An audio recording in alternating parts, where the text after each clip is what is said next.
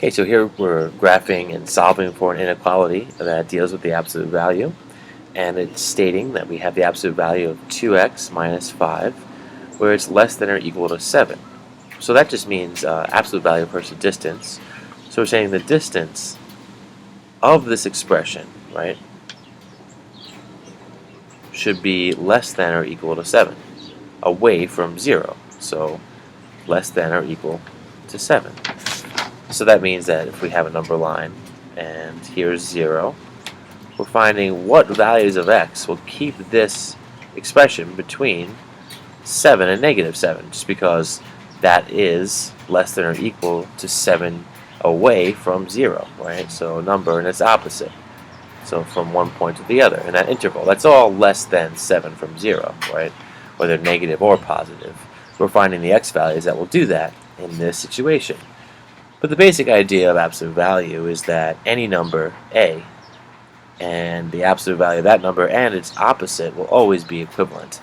So, for example, if I was to look at the absolute value, let's go with the 7 and negative 7, those two things are equal because they have the same distance from 0.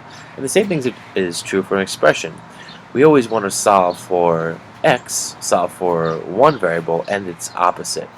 So we'll solve for 2x minus 5 is less than or equal to 7, and we'll solve for the opposite of 2x minus 5, just like we would for any absolute value term, right? If I was saying, okay, find when x is less than or equal to 7, just x, just the term x, well, you would say, oh, well, that means x could be 7, anything less than or equal to 7, or x could be anything less than or equal to negative 7. So essentially, you're flipping the value of x. Think about first x, right? You're saying x is less than or equal to 7. And then you find negative x, where it's less than or equal to 7.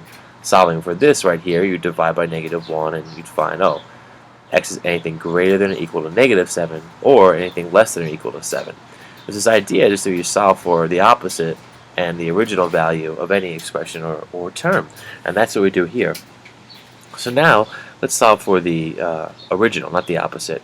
Add 5 to both sides, and we get 2x is less than or equal to 12. Divide by 2 on both sides, and we just get x is anything less than or equal to 6. And we'll test that out in a moment to see why that makes sense.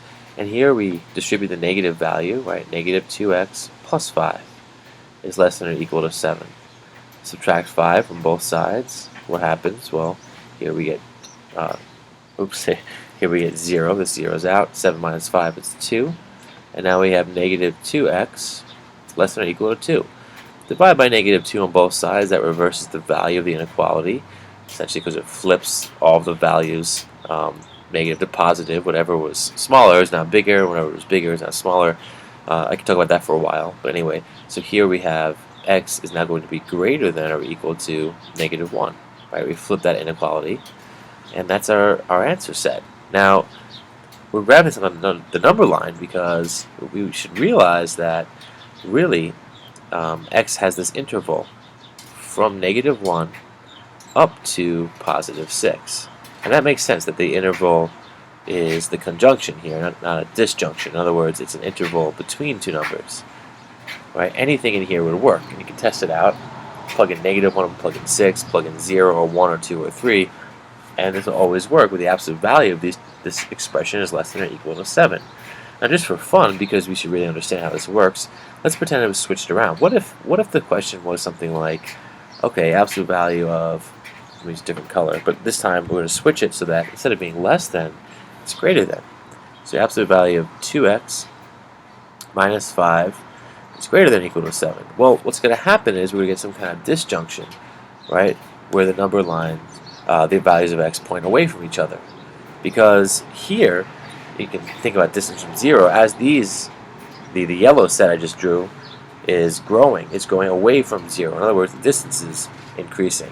And the other one, we want to keep a distance less than a value, so it's closed in this conjunction, this interval here.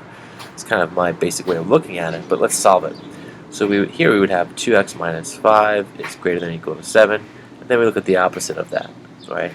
So multiply by a negative value to get the opposite, just like I did before. And here, this would be negative 2x plus 5 is less than or equal to is greater than or equal to 7, and subtract 5 from both. Here, the 0 is out. We have negative 2x is greater than or equal to 2. divide by -2 on both sides, and first we get x is less than or equal to -1. That's our first part right here. Here we would add 5 to both sides, and this zeroes out, we get 12 greater than or equal to 2x divided by 2. And what's going to happen? Well, we get x is greater than or equal to 6. And that's this part right here. X is greater than or equal to 6. This is x is less than or equal to -1. So it's that disjunction. It's just the idea there would be distance of this expression is greater than or equal to 7. So x values that have distances at least as far as -1. Anything further to the left would work, and any distance at least 6 or to the right would work. Before, you want to keep a distance at a minimum. That's the orange interval in here. So we get this interval that x is greater than or equal to -1, but less than or equal to 6. Right? So we want to keep that distance of the expression closer to 0. That's called the conjunction, versus the disjunction, where it splits apart. I hope this helped.